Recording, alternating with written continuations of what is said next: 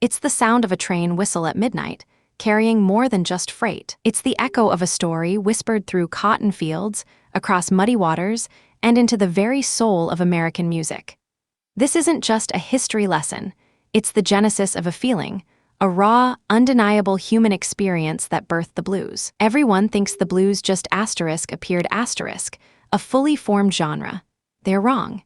It wasn't a sudden spark, but a slow, burning ember, fanned by the harsh realities and resilient spirit of the Mississippi Delta. Imagine a place, flat and fertile, stretching for hundreds of miles between the Mississippi and Yazoo rivers. A land both bountiful and brutal, where the rhythm of life was dictated by the seasons and the relentless sun. This was the post-Reconstruction South, a landscape reshaped by the echoes of slavery and the promise, often unfulfilled, of freedom. Sharecropping was the dominant economic reality, binding families to the land. The people who worked these fields carried with them a profound cultural heritage. West African musical traditions, spirituals, field hollers, and work songs were the soundtrack to their daily lives. These weren't just songs, they were communication. A way to ease the labor, to express sorrow, to find strength, and to maintain a sense of self in a world that constantly tried to strip it away. The field holler, for instance, was a solo, unaccompanied vocal cry, often improvised. It allowed a worker to express their deepest feelings, a lament against the injustice, or a simple call across the expanse. Then came the guitar. Cheap, portable, and relatively easy to learn the basics, it became the perfect vessel for these evolving vocal traditions. Suddenly, the solo voice had a companion, a resonant echo. Early blues musicians weren't playing for large audiences. They were playing on porches, in juke joints, at picnics, and at crossroads.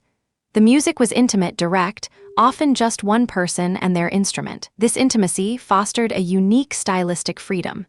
Each player developed their own distinct sound, their own way of bending notes, their own lyrical turns.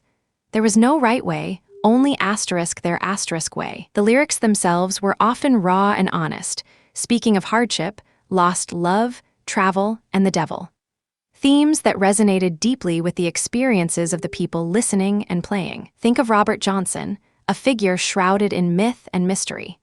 His recordings, made in the 1930s, are some of the most influential in all of music, capturing the raw essence of Delta blues. His intricate guitar work, his haunting vocals, and his evocative lyrics spoke of a man wrestling with his demons, his desires, and his faith. He embodies the legend of the crossroads, a powerful symbol. But Johnson was just one star in a vast constellation. Son House, Charlie Patton, Skip James each brought their unique flavor to the Delta sound, each a vital piece of the puzzle. Son House's powerful, almost sermon-like delivery, Charlie Patton's percussive guitar and booming voice, Skip James's eerie falsetto and complex fingerpicking, the diversity was astounding. This music wasn't just entertainment, it was a cultural anchor. It provided solace, expressed dissent, and forged a collective identity in the face of immense adversity. The Great Migration, beginning in the early 20th century, saw millions of African Americans leave the rural South for industrial cities in the North. And they took their music with them. In places like Chicago, the Delta blues evolved. Amplification became common, electric guitars roared, and the sound grew larger, rougher, and more urban.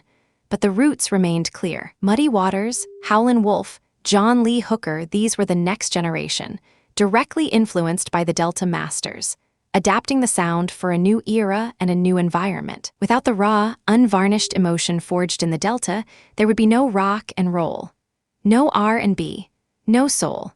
The echoes of those field hollers and porchside laments reverberate through every genre. From the Rolling Stones crediting Muddy Waters to Eric Clapton's reverence for Robert Johnson, the Delta's influence is undeniable.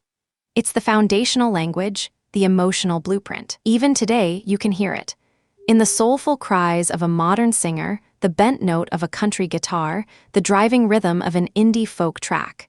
The Delta's heartbeat continues. The blues isn't just a style of music. It's a testament to resilience, a profound expression of the human spirit. It's the sound of America's soul, born in the Delta, and forever shaping our sound. It's a powerful story, and if you're curious about another origin story that shaped American music, You'll want to hear about the rise of Nashville's songwriting circles. It's a powerful story, and if you're curious about another origin story that shaped American music, you'll want to hear about the rise of Nashville's songwriting circles.